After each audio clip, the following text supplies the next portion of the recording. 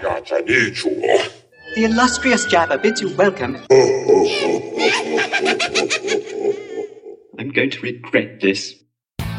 I'm Pete Mitchell. He's Peyton Jones. And this is the Church Planter Podcast, brought to you by Church Planter Magazine.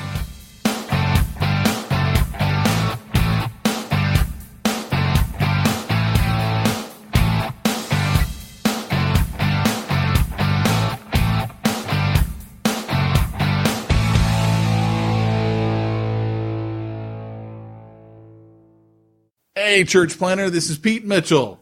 And this is Peyton Jones. And today's podcast. What? Please, I insist. You go on. No. After you. No, seriously. You need to do it. All right, here goes. Today's podcast is brought to you again by the team over at Portable Church. Hey, I've mentioned this before, but if I were going to church plant all over again today, I would actually call these guys up and I would look at all the cool kit that they got to make life for your volunteers much, much easier. Here's the reality. It's going to cost you a little bit more up front. It ain't cheap, but it's well worth it. And here's why. If you invest in Portable Church, you're actually investing into the atmosphere of your church plant. You're telling your volunteers that you value them and you want their life to be a whole heck of a lot easier. PortableChurch.com. Go check them out today. That's what I'm talking about right there. Get me some Portable Church. In fact, you are about ready to start church planting again, aren't you? I am, and I'm definitely going to be working with these guys because I've got a weird little model that I'm doing where we're going to start up a bunch of different public space areas and kind of converge. But when we converge together, and I'll talk about that model in future, but when we converge together, I will not go back to the mom and pop way of doing it. I will raise that money. I will beg, borrow, and steal, but I will make sure that we got the kit because it makes a huge difference. Your setup literally goes from like an hour to an hour and a half to like 30 minutes. And everything's, this is the OCD in me. Everything's in its like tight little box and you know where everything goes. It's like Transformers. You ever seen Transformers where like all like square and tiny and compact and then it goes burp, burp, burp, burp, and then it comes out? I'm all for that Transformer feeling in my church plant. So can I give them a new tagline? Yeah. Portable Church. More than meets the eye. That's so good. Maybe we should let you do the commercial because I told the guy last week after you had to go, I'll never let Pete touch a commercial again, but I now stand corrected. I'm thinking out for them, right? It's the marketer in me. More than meets the eye. And you know I'm going to bring that up from now on. Oh, my gosh. More than meets the eye. Hey. And only our listeners will know that inside joke. We made MoGive a household name in church planters. We will do the same for Portable Church. That's all I'm saying. Absolutely, man. Yeah, hey. And they're cool guys, too. We actually had breakfast with them a couple years ago. Yeah. Remember? Yeah, I do. In Huntington Beach. That was kind of cool. They took us out to breakfast. I like those guys. So, got kind of an interesting story for you. Okay. By the way, though, I just want to say I was dropping a hint that we want more breakfast. But anyways, go on with your story.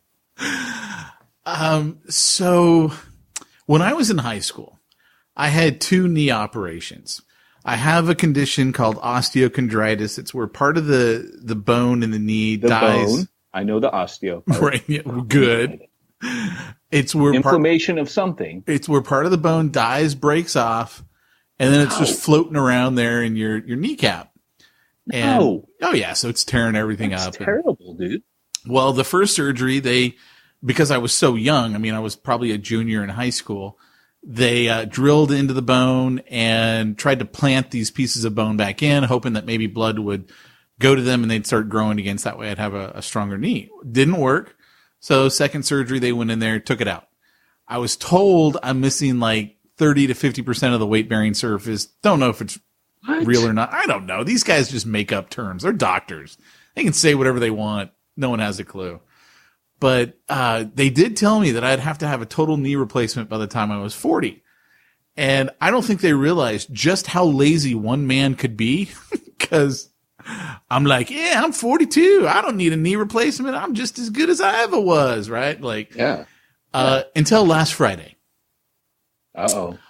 Last Friday, for no reason, literally at all, my knee is shot and I am back to barely able to walk, and that's only with a cane. I kid you not. I can barely like stand. I can't walk. I was like, I cannot walk Luke to school this morning. There's no way I can do that. Are you serious, dude? Yeah. Yeah. So that's not cool. I know, right? So Petey's so, got no joke now. I gotta, you know Jerry McCarty, right? Yeah. So when I first met Jerry, I was speaking at a Pentecostal conference. He had reached out to me and had emailed me about a year before. And so he reaches back out and I said, hey, I'm going to actually be on the East Coast. I'm going to be in Virginia speaking at a big Pentecostal denominational conference. And he goes, well, I'll drive down there and I'll come see you. So he comes down. He's on a cane. Like, he can barely walk. Like, he's in so much pain. And dude, on the way to the airport, no joke now, the guy who took me to the airport, Jerry said, hey, can I hop in? We can keep talking. Sure, no problem. So I go to the bathroom. I come back. This guy's laying hands on Jerry, praying for him, heals him. No. Like, right there, dude. Okay, where is he?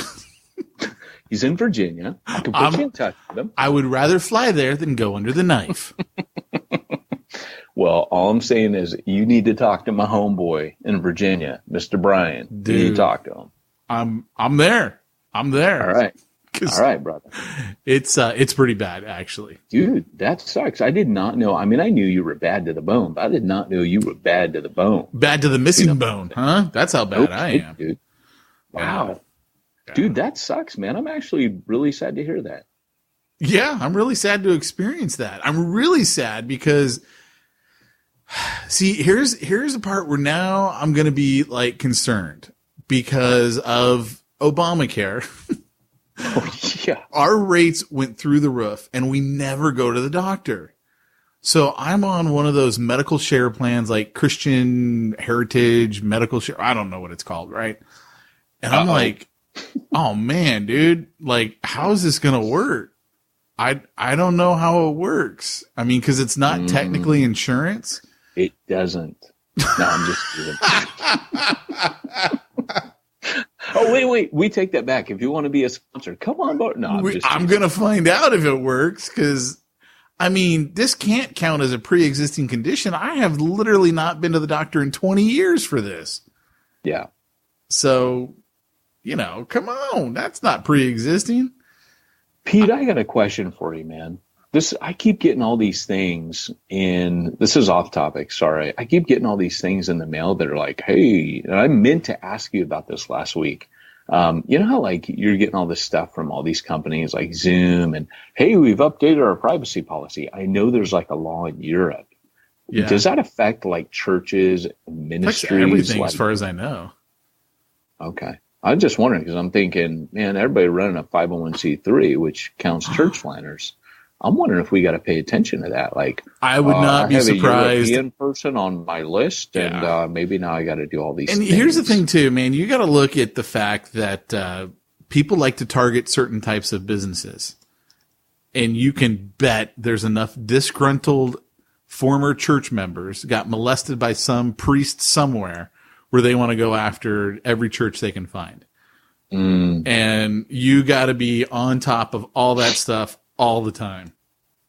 Totally. Wow. Yeah. Yeah, dude.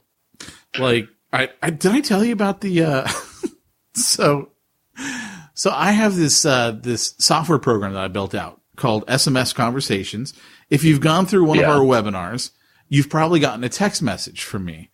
And, so what happens is it texts people out, and then when they reply back, I'm notified of their reply and I can enter a conversation with them. That's why it's called SMS Conversations. That's what it's designed to do. And, did I tell you about this? What happened with the guy? No. Okay. So I've got an inner circle for real estate agents that I do. And we give this program to all of them for them to use. And this guy goes out and buys a spam list of all the people in his neighborhood and starts spam texting them. Hey, do you want a home valuation? I mean, imagine what would happen if your cell phone became your email inbox. How annoying would that be? Right. So this is not the stuff that we teach at all. Well, he actually didn't send out that many texts, but he ends up getting one of the people who we did text is an attorney who's like, I'm suing you. I'm doing a class action lawsuit. I'm coming after you. I'm coming after Keller Williams. You know, because Keller Williams, after everyone you love. Yeah, well, and so this guy is like freaking out. You know, the fine is $15,000 a text, and I'm like, no, because then this gets back to my partner Debbie, and Debbie's like freaking out. And I go, first of all, we're not the phone carrier. That's this other company. Right. We just created this little piece to help people, you know, connect the two. And besides that, it's not like this guy knows about us, right? So what she's afraid is this real estate agent's going to get sued and he's going to turn around and sue us. And I'm like, first of all, I'm not worried about it. Because I'm like, first of all, the $15,000 per text, that's if the FTC comes after you. The FTC ain't coming after this guy, some Joe Schmo realtor in the middle of Florida who like texted 700 neighbors. I go, they're not going after that guy for that. So first of all, that's not going to happen. And secondly, if it did, it's not like he did any of the stuff we told him to do. Like he literally did the exact opposite of everything we tell him to do. Right. So I had to deal with that a lot, trying to walk my client down off the cliff. Well, Pete, this is why you ought to get Simplify Church at simplifychurch.com. I figured we might as well do this now, right? It's a good segue. Segue right on in.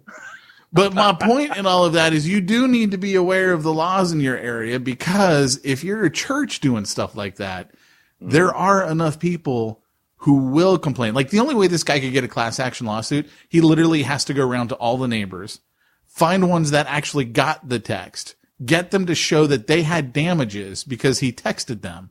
It's like it would never happen. It literally would never happen. But you know, here's the thing about attorneys, and I feel for all of you attorneys who listen, they make money off of other people's misery. Like that's their sole job. So what do you do when you got no clients, but you got an attorney's license? You find someone to sue. That's what you do. That's how you make money. It's funny because there is a very famous Christian speaker who made money that way. I know somebody who knew him in his lawyer days. Oh no, really? Like, oh yeah, no. I'm just going to stop right there. I'm just going to back away from that. Wow. Who was it? It was Rick Warren, wasn't it? It was Rick Warren. He was an attorney. Rick Warren didn't pass the bar. Now, he's been to the moon. I mean, he's done everything else, but he hasn't passed the bar. Hey, I've never passed a bar in my life. Taxi cab. I've never passed a bar in my life. Wait, sorry, wrong podcast. Wrong podcast. Oh my gosh. And the funny thing is you're not a heavy drinker. That's the funny thing. But no one would know that. They would just judge you. Alas. Yeah. It's hard being Pete Mitchell's friend. I did have to answer that question yesterday. I can't tell you what the test was, not for another 3-4 weeks until I get the results back. But I did have to answer, how much alcohol do you consume? Well, you know, it's funny, man, because I was texting a friend this week, and I had to text him, are you drinking? Like, what's wrong with you right now? So was anyway. He? What was his answer? He said no, but I think he denied it. Nice. No, for my answer, just in case anyone was wondering. Yes. It just negates everything that you just texted, right? My answer, in case anyone was wondering, was, when it's not barbecue season, I'm about a 1 to 2 beer a month kind of guy. But when it is barbecue season, I do like to have a beverage while I'm barbecuing. So that could be 1 to 2 beers a week. I do increase a bit. Just like Dad did. Oh, wait. Dad was a Baptist pastor. No. One of those Baptist pastors. So, hey, let's get this gravy train a moving. Cool. You know what? I should actually open up the soundboard. I have the best sound clips for you, and I so want to play them. What are they about? What if I share with you a Dropbox right now? No, I'm not going to add it. Not in real time, everybody. Real time. This is how we do. It's still not getting added. I have Karate Man. I'm just saying. I have Karate Man. I got Karate Man for you. That's awesome, man. I'm really happy for you. Karate Man. Oh, you know what I want?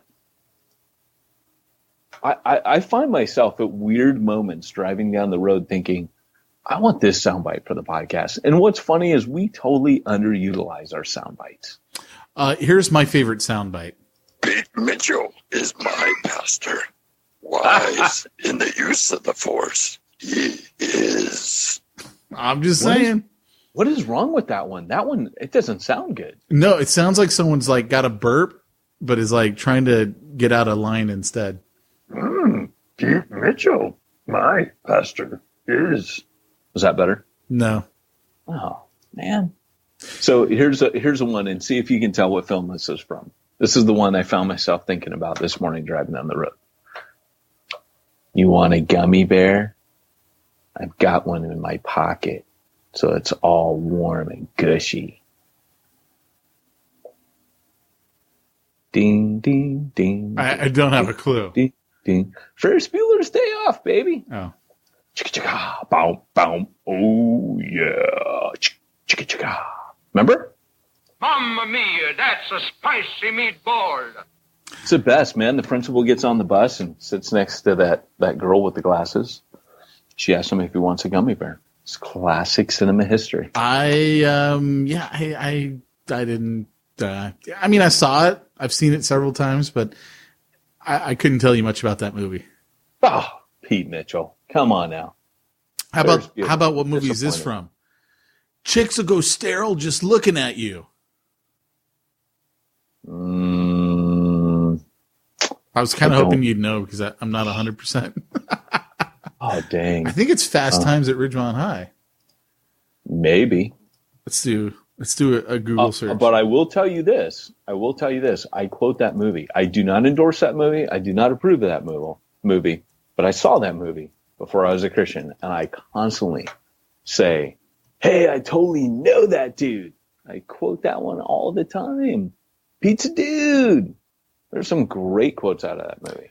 Yeah, so I just Googled chicks will go sterile just looking at you, and you know what the number one result is that comes up? Do I want to know? I don't know what it is, but I'll read you. Time Bandits?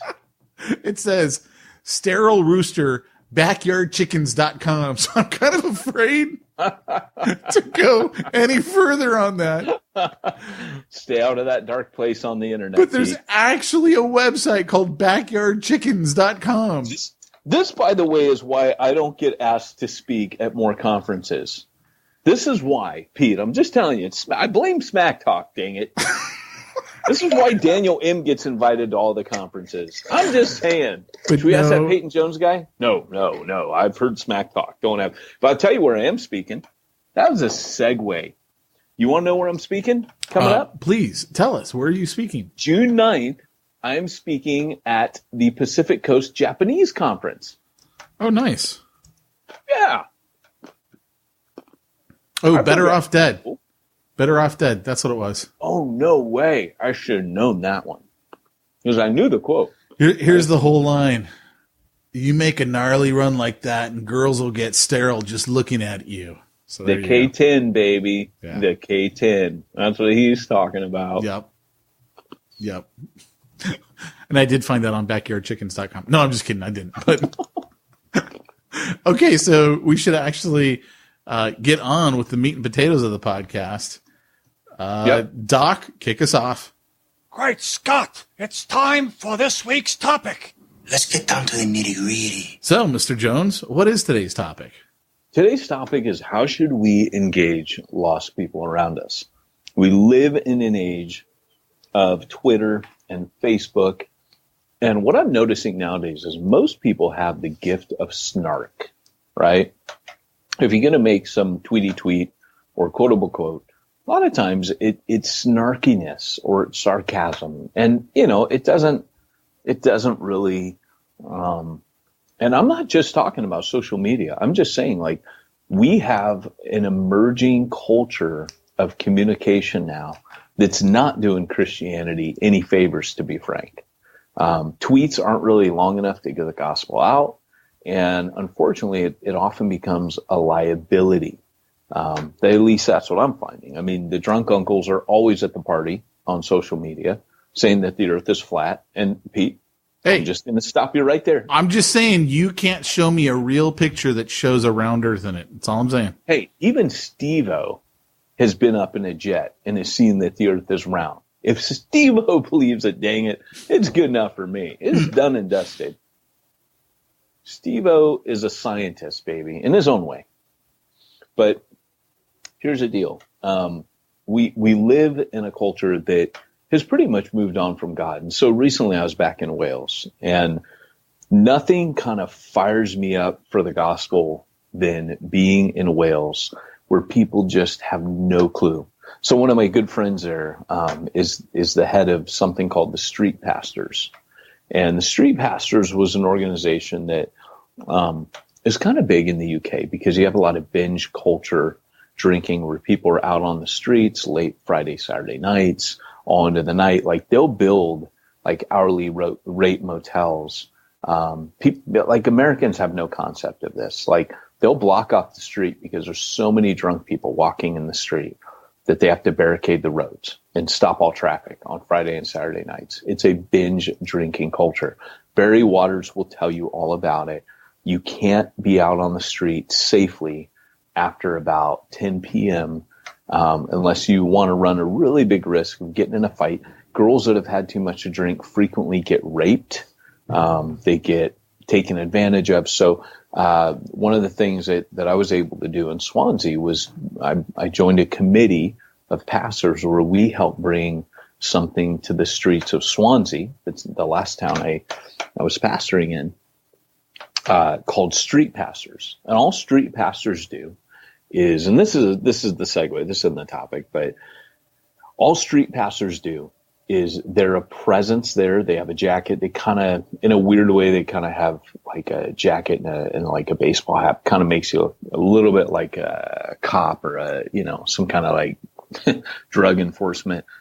But what you're there doing is you're there serving people. So you've got waters, you've got flip flops, because women, when they're drunk, they might break a heel and they're staggering around with there's broken bottles and trash all over the street. I wish I could explain to you the mayhem. Like, you can't. We interviewed Nigel in one of the very first episodes because I remember us talking to him about it. And he said the biggest people that they had an impact on were not the drunks, because they were too drunk to even know that someone was helping them. But it was the bartenders and the bouncers and the wait staff that they ended up having the biggest influence on. Right. Because what ends up happening, like, you're helping girls get safely in a taxi cab. You're just there, and people will often turn and say, why are you guys here? Well, we love God, and God loves you guys, and just want to make sure you're safe tonight. And you're not supposed to full on out and out share the gospel. You can't pitch. It's not what your presence is there for. You are there to serve, and they will say, if you do have a gospel conversation, that's okay, but you're not there to street preach. You're not there. You are there to keep people safe. And it ends up kind of almost being a, like I said, people engaging. You can have like an hour, 2 hour long conversation, but you literally are there to be a presence and a witness. And it's really like, I got the statistic on how much crime had gone down from my buddy Andy. Can't remember what it was, but it was staggering. He just shared it with me that since the year that we brought that to the city, that it was, it was crazy. It was something like, I want to say it was like in 80-something%, a certain crime, I can't remember what crime it was, had gone down. Might have been rape or whatever on those nights. But people don't understand. Like, they just don't understand. And I remember once posting that on Facebook, and someone I know called me a liar. They're like, you're lying. There's no way. So I had to there's a famous photojournalist. Yeah, Yeah, a famous series of that a photojournalist from Poland took of the streets of Kharkiv, which is the next biggest city. And there, you have to see it to believe it. Like people covered in blood from fire. Like it's just crazy. It's like the Wild West out there. So, anyways, I was talking with my buddy Andy, who heads that. He was a part of our church there. And as we chatted, we were just talking. I kind of had like a mind blowing moment where he said, you know, the average person I'm talking to, I say something about God and they go, don't need him. Don't think about him. And as we got to chatting, that's just kind of where the apostolic in me thrives. And as we started talking, we just started talking about how do you reach people that are so far beyond, you know, as a culture, and an American culture is getting like this. What should our posture be? What should our conversation be? Where do we start with someone who says, I don't believe your Bible. I don't believe, in anything you're saying. I think this is a comfort religion, like a comfort food for your soul, makes you feel better. And that's about it. Reminds you of your childhood or your home. But I don't believe any of this. Where do we start with them? And what do we do? So that was kind of the conversation that we had. And I thought, man, that would make a great topic for us to cover on this podcast. So let's do. Where do you start? Well, cool. Well, let me just pitch it so it's not a monologue here. Let me ask you about your situation with Wayne. You know, how did that all come about? Well, I got to take advantage of a downtime in his life. And everybody has those, let's be fair. Yeah, he had just pled guilty to a crime, unfortunately, that he hadn't committed. But for those of you that have heard the story, I won't rehash it. But in our justice system, you're toast. I mean, if prosecutors want to get you, you're toast. And they basically, after years of having this indictment against him, bled out all of his money till he was down to the public defender. And public defenders don't give a rip about you at all. To them, you're a number. Move on to the next. And he basically was like, okay, I have to take a deal. If I don't take a deal and we go to trial, I'm going to lose. And I'm going to be looking at, 12 to 15 years. So he took a deal, and unfortunately, in taking a deal, you're now a felon. So he's not a violent offender or anything. It was all white-collar stuff. And so he didn't have to report to jail for like a year or something after they took the deal. And as soon as he took the deal and pled guilty, his boss fired him.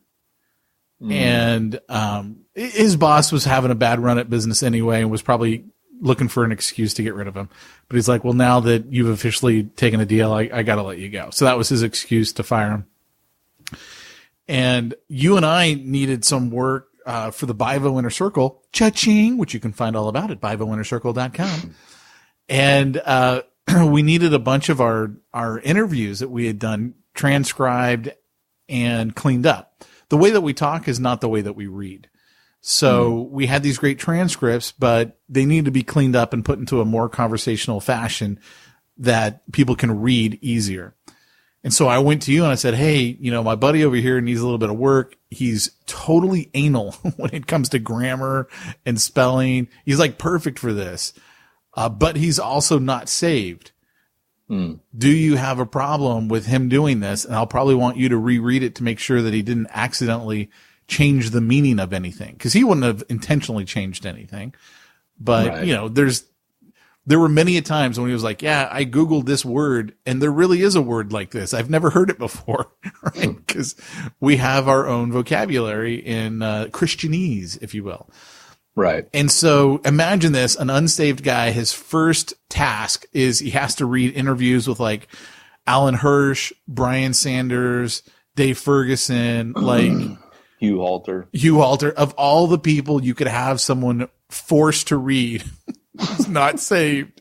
Like it was perfect, right?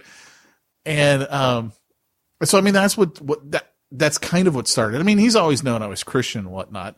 And then so it grew from there, and I said, hey, look, man, I need another assistant. you know, and I'll tell you right off the bat, I'm a jerk to work for. So Right. I don't know that it's going to work. And the friendship's more important than the working relationship. And at first it was very much, there was a lot of pride on his side. He was like, look, you know, I don't want someone just giving me a handout of a job, but at the same time he needed the work. Right. So, he ended up taking it. And, that was in May of last year. And he reported to, jail up in Oregon, September of last year. So whatever that is, 3-4 months. He worked for me basically full time, about 30 hours a week. And I would say the bulk of our days during that time were conversations about God in one fashion or another. It was not actually getting work done. In fact, it was a horrible employee-employer relationship because like nothing got done. But I didn't care either. I mean, I would have hired him full time if it meant we just got to have gospel conversations. But it, like, all this stuff sparked questions, you know, in his mind. Like, I still remember one of the first conversations we had when I go, well, Jesus is God. And he goes, well, Jesus is the Son of God. And I'm like, oh, okay, I got to explain this one. Great. Of all things I got to explain, thanks for the Trinity, God. You know, I can barely understand that one myself. So, I mean, it turns out he had, somewhat of a Christian upbringing in that his parents believed in God, but I don't believe that they lived out the life because apparently he and his brother got beat all the time. Oh gosh. You know, but he definitely, like you and I talked, he definitely had problems with, young earth. You know, he's a very intelligent person. So he's read a lot of the studies on evolution, on the age of the universe and stuff like that, and just goes, these Christians are crazy. I mean, they're totally denying all of this evidence that's out there. And so, I mean, we had to have conversations about all that stuff. Yeah, I think that's good. I mean, in one sense, I mean, you know, what the world has kind of done, and if you go back and you study the history of evolution, there was a motive. I'm not saying the theory of evolution was a crime, but what I'm saying is it pre-existed Charles Darwin. So Charles Darwin's grandfather was in something called the Lunar Society. That basically they tried to imagine how the world came about. Did they think God. the moon was hollow? And that was a spaceship? It was a space station. Yes. That's why the very first piece of film ever made was about that. It's an old French film. You've seen it with the rocket sticking on the moon's eye. I like it. Yeah. I totally made that up, by the way. The film was the first film ever made, but and by the way, guy who, Lord Talbot was the first guy, Port Talbot, Wales, to photograph the moon. But that means nothing. But I lived on that guy's property. So I just had to throw that in. I'm very happy for you. While we're on tangents, I just figured I'd see your tangent and I'd raise you one. But here's the reality is that, you know, Charles Lyell was the geologist who first said, hey, I believe in something called uniformitarianism. In other words, I believe that things are always as they've been. You just millions of years, we can see sedimentation occurring. What we see as a strata in the earth is billions of years of it. And I'm not a young earther, guys. I'm just not. You know, I believe in an older earth. But, you know, I've been a flag carrying member of both societies. And let me just throw this in there. One of the things that made our conversations go so well is for myself, because of everything that you and I have done together, I've removed my axe. I don't need to grind it, right? Right. And so I brought up Don Stoner. I'm like, this is a hardcore Christian dude who believes in theistic evolution. And he's a wicked smart scientist who's written a book on Einstein's theory of relativity. And I'm like, but he's a hardcore Christian, like God, Jesus, the whole deal, right? I mean, he does not waver from that. I'm like, if a guy can be that hardcore of a Christian and a scientist and believe in a theistic evolution, then I just would bring him up. I'm like, well, this is what this guy believes. That's it. And I didn't say I believed it. Does. I just was like, this is the deal. There's some people who believe this. It's not a salvation issue. And, what it immediately does is it takes the things out, because it's the fallacy of the false middle. There's this idea that it has to be this or that. And so you either believe in God and accept, the earth is 6,000 years old, according to Archbishop Usher, or you accept that the earth is billions of years old. You can come at it and say, guys, it doesn't matter. I mean, I'm sure our theory today is not, but you can come at it. You can just completely take the teeth out of that argument. And that's what I was kind of getting at, is there is a motive. I mean, going back to the history of evolution, whether it's true or whether billions of years old, if evolution were true, God made it. I mean, that's just what a person of faith is always going to say. And that's, to me, I'm not threatened by science. If I never believe that they have it right anyways, but if it were, I'm kind of like, yeah, whatever. I do believe the word, and I do believe the Bible. However, the Bible is written in poetic form in those first 2 chapters. The order in which those days are created has to be the order. You couldn't take any of those days out of order. Now you got all these different theories, but my point is you can play with all of that, but as soon as you do exactly what you said, Pete, and that is you strip them of that argument. And the reason I'm saying that's important is because really the motive behind all of that, including a couple things like Stephen Hawking, getting ready to read his book, A Brief History of Time, he tried to come up with a theory, and apparently he succeeded. I haven't read the book, so I don't know quite what it is, but the apparent idea that the universe could have made itself. That's what his theory was that made him kind of famous. So there's, again, we don't need God. Then you have Richard Dawkins, who comes along. He is a brilliant scientist, but he's a terrible theologian. So many of his arguments are straw men. And he's not a philosopher either. He kind of needs to stick to his own deal, because all he does is bash Christianity and say Christianity's has made the earth a worse place, and science and the absence of God makes it better. Of course, not counting the fact that, under communism and Nietzsche and all these other ideologies, we've seen more murders under the name of atheism in the 20th century than anything with all the other centuries combined that Christianity was ever responsible for, just this last 100 years alone. So the facts aren't on the side of people. But again, chaos theory is what Richard Dawkins came up with, which is the idea that things could randomly mutate and eventually lead to an improvement in biology rather than mutations which are damaging to the species. So here at each point, you see these guys that come up with these theories, and it's something that's applauded, and yay, and why? Why is this such? Because it says we don't need God. And Dawkins was the guy who is extremely honest about it. On the SS Beagle, Charles Darwin, he was a guy who had failed in his attempt to get into the ministry. He had an axe to grind.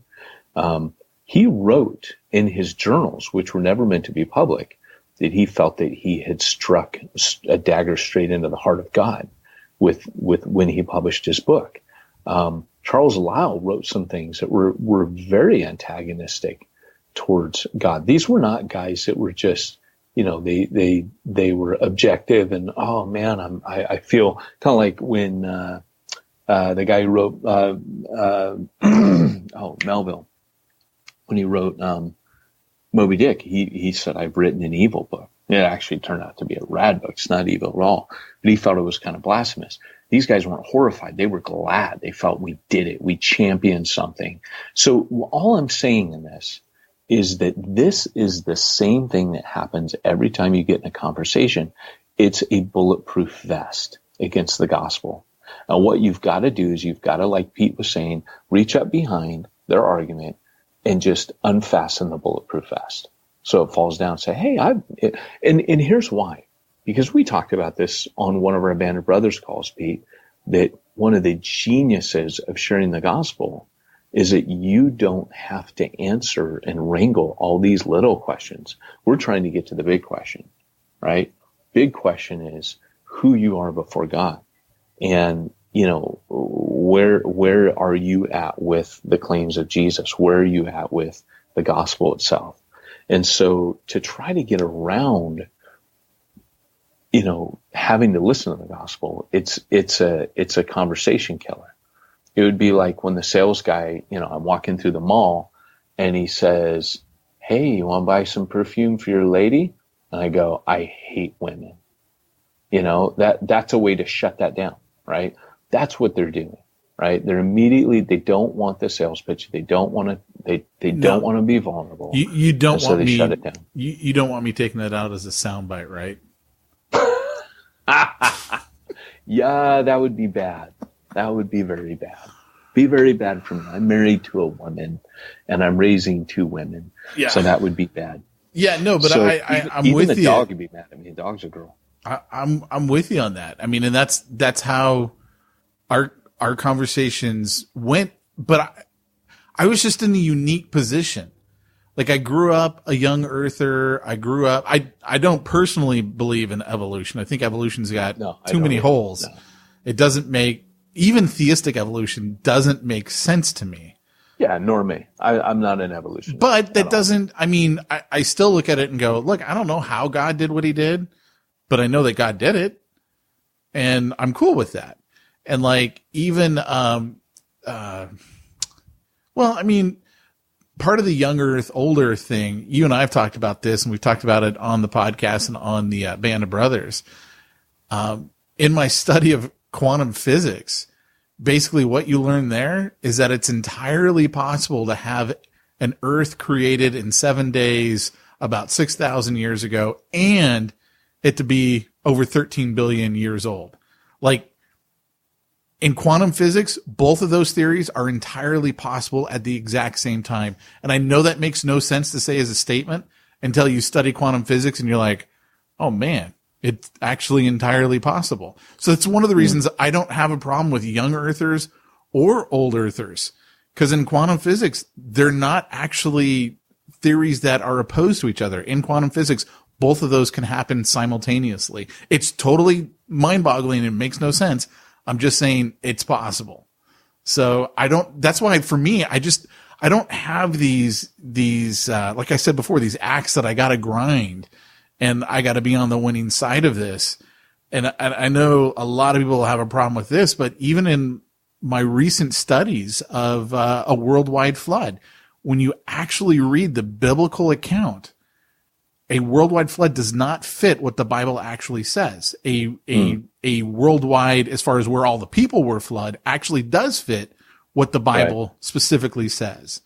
And so I think there are issues at times with the interpretation, of the original text, not what was originally intended. But now we've developed these whole theories that, and you're not an evangelical if you don't believe in a rapture, and if you don't believe in, and it's like, well, wait a second here. Wait, are we adding to the gospel now? Now we have to believe in these things in order to come to salvation? Because I don't remember reading that.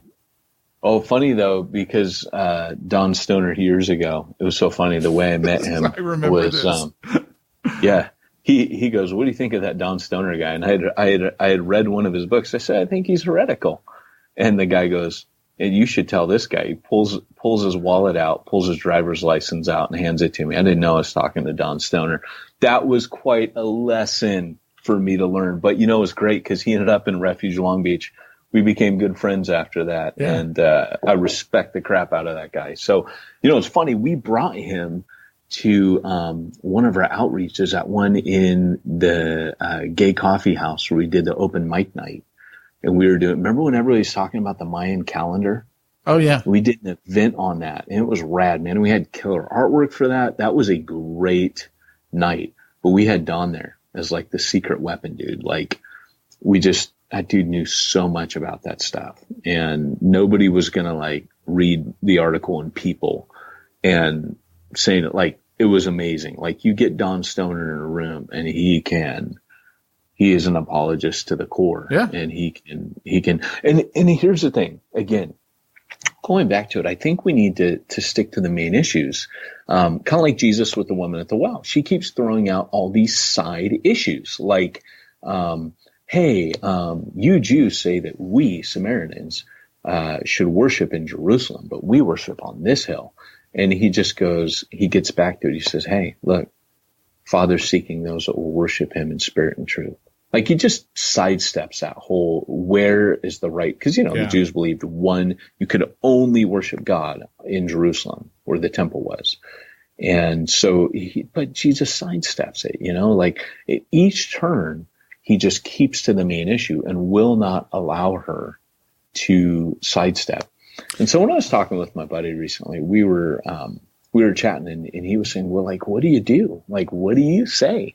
And this is the golden rule for me with evangelism. If you get one thing out of this conversation that you can take with you for the rest of your life, is always find the common ground. Yeah. So this is what I learned to do as a missionary. When I first went to Wales, Matrix was huge. I would talk to people about that movie, just geek. I was working in a factory.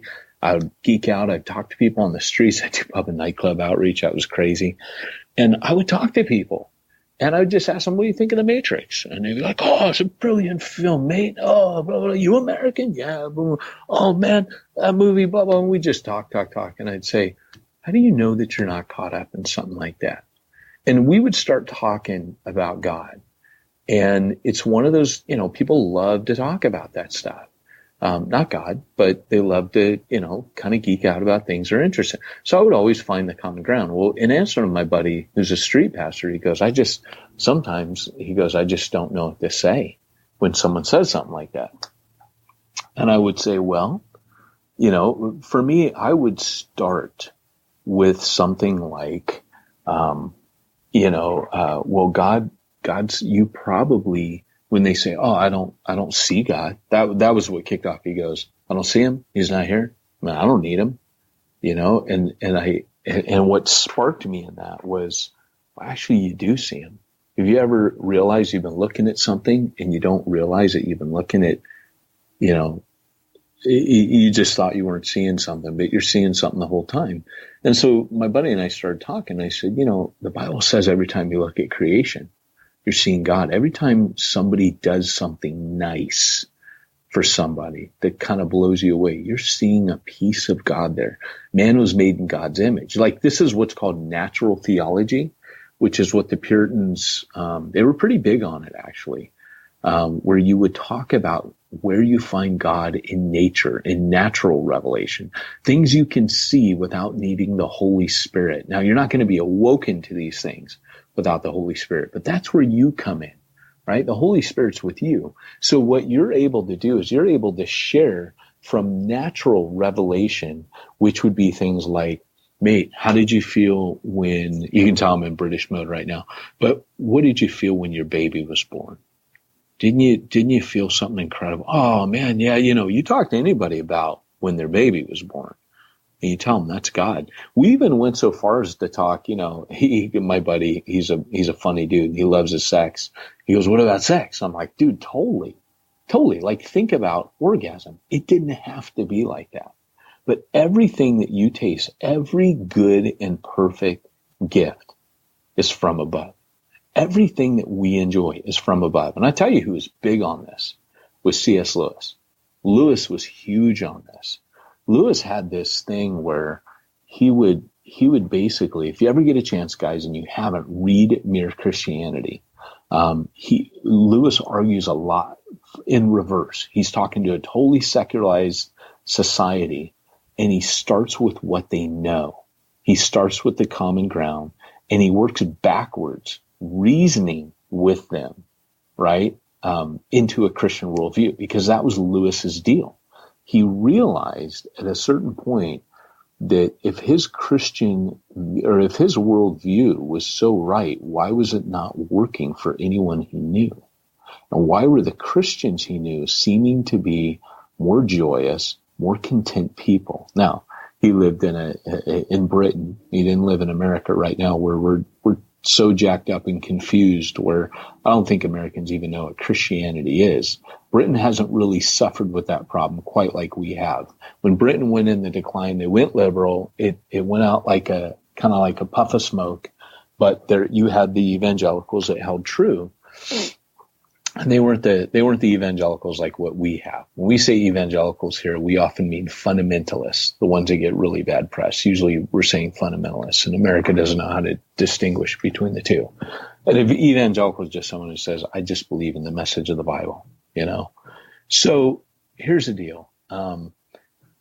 If you can talk to people and point out areas where they've already seen God, and they just haven't realized it, that is a very, very powerful argument that you can start from. Does that make sense? Yeah. Yeah, it does, because, I mean, one of my arguments that I kept coming back to with Wayne in our conversations is I can believe these other things because the story of Jesus makes sense and is solid to me. You know, everything from the death to the resurrection, the evidence for that, the evidence in the disciples' lives of, you know, here, we think we got the Messiah. Oh, the Messiah's dead. Dude, we're out. To all of a sudden, wait a second. No, there he is. And now they're like on fire.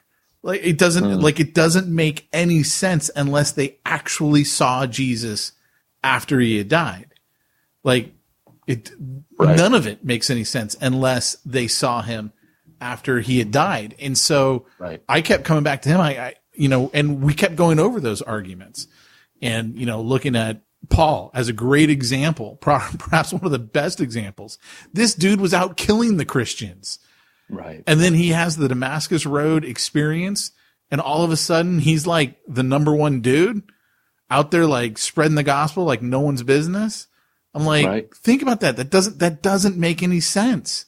Like you wouldn't give up a life of privilege to be that guy, to be beaten, stoned, you know, everything that happened to him. I'm like, it doesn't make any sense. And because I can believe in that, I can believe in the story that God put on flesh, came down to earth, walked the earth, died, and was risen again. Because I can believe in that, I don't have a problem with the stories in the Old Testament.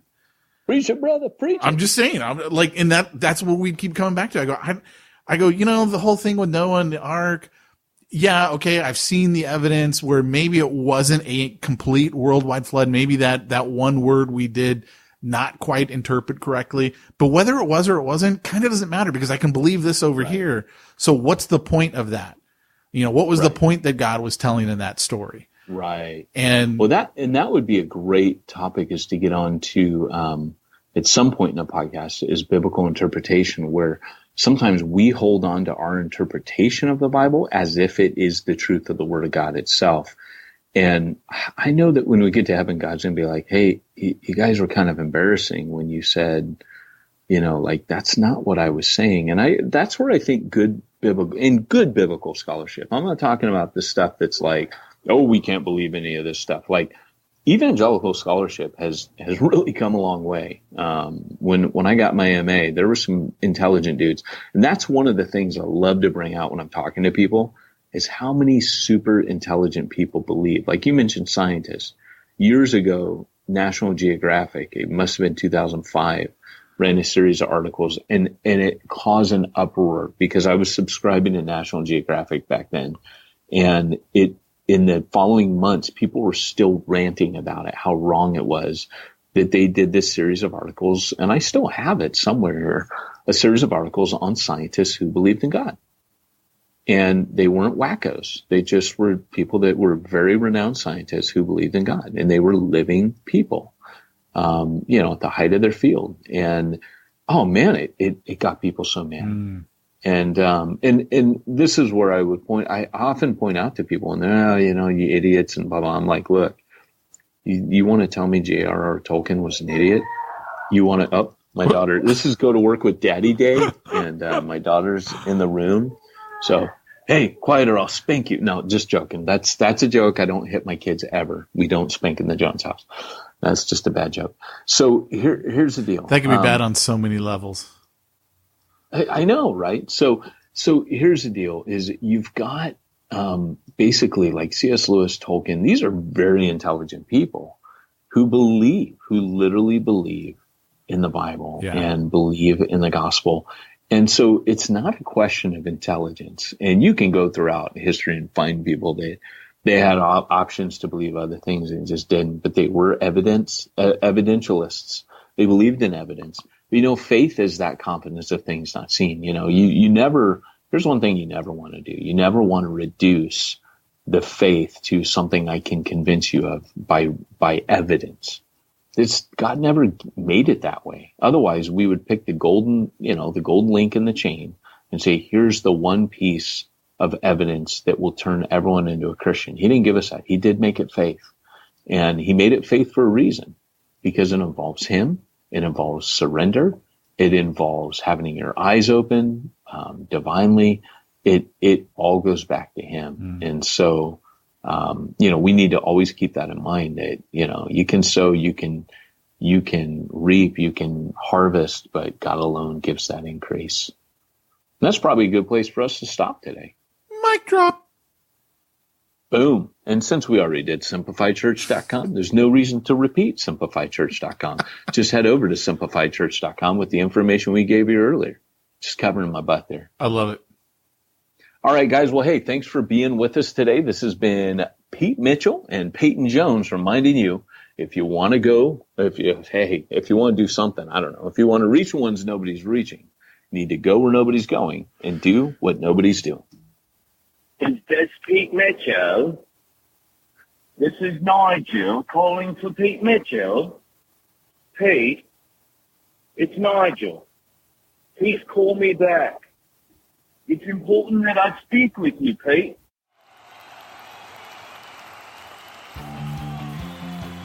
Thanks for joining us for another weekly episode of the Church Planter Podcast with Pete Mitchell and Peyton Jones. We'd love to hear your comments on this episode of the Church Planter Podcast. Visit us online and let us know what you thought at churchplanterpodcast.com. If you subscribe to us via iTunes and have enjoyed the podcast, leave us a positive review. The more positive reviews we receive in iTunes, the more iTunes will promote us to other church planners who would benefit from this show. This podcast is brought to you by the Church Planter Magazine, which is available in the iTunes newsstand or online via churchplantermagazine.com.